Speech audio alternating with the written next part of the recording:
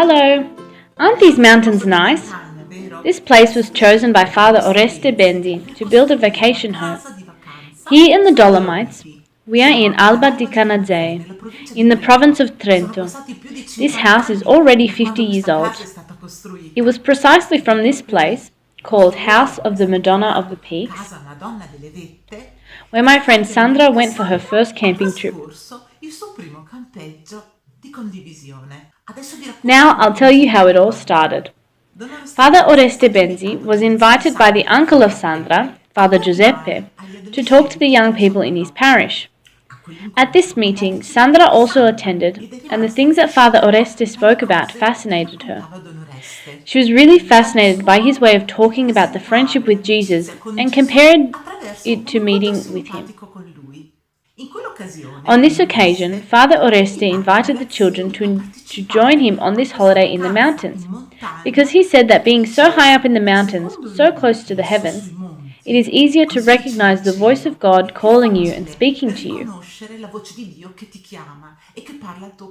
The most important space in the House of the Madonna of the Peaks is the chapel, which is indescribably peaceful. All the family homes of the communities of Pope John XXIII, in fact, have a room dedicated to the presence of Jesus, where anyone in that house can go and pray, kneeling in front of the Lord, asking for strength to be able to stand up in front of the activities ahead.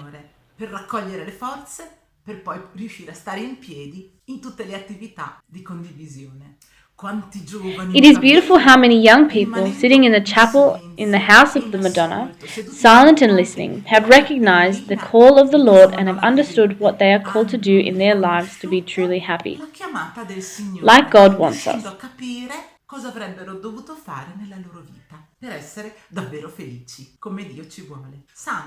Sandra attended one of these retreats with some of her friends. They called them camping trips. Father Oreste was very welcoming to all the young people and especially included all those who were not well or disabled. He especially liked to invite those who were severely handicapped and were often not well. These children were often not able to go on holidays with their own families, and so they made this slogan: "Where we are, even those in wheelchairs can do everything the others can do." And so they went on cable cars, they went on bushwalks, all because the other young people helped them and carried them when they needed. They were all happy to help out and lend an arm or a leg to those who needed to make this possible. They always played in groups and all activities were done together, and therefore even the children in wheelchairs were able to do things just like everybody else, supported by their new friends. When Sandra returned home, she told her mother, "Mum, we broke our bones, but they are a group of people that I never want to leave behind." It was not easy, it was very tiring, but the rich joy of helping the young people is priceless. It leaves a deep memory in their hearts that accompanies them throughout their lives.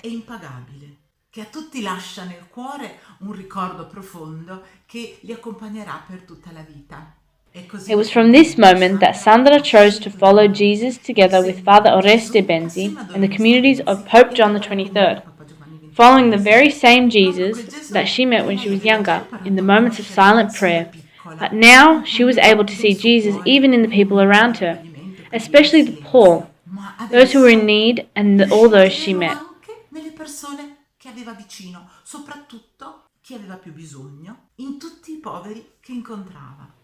Still today, there are many young people that spend time in the family homes, in day centers, in therapeutic communities, because through sharing, you can get to know how someone deeper.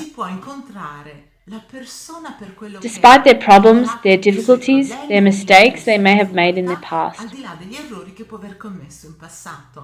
Sandra had learned to look into the hearts of people and recognize in them the presence of God as a spark that changes their being and their heart.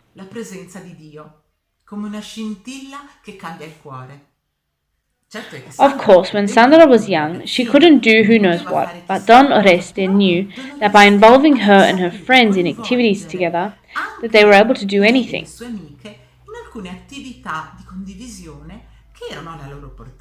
For example, during the week, once they finish their homework, they will go for a bike ride together around Rimini to visit families who lived with difficulties or even the elderly that lived alone.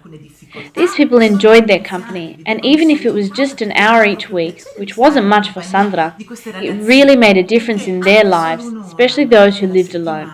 Per Sandra non era che una briciolina del suo tempo, ma per una persona anziana che vive da sola fa proprio la differenza. In fact, there were many who would wait the day when Sandra and her friends would come and visit them. So from that beautiful meeting that Sandra had with Jesus in the mountains, blossomed a life of giving and sacrifice that she tried to carry on in each moment in her life. But this I will continue at another time. What about you? Have you ever been to the mountains?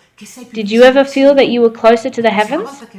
The next time you go, see if you can try and hear the voice of God speaking to you. I'll say goodbye for now.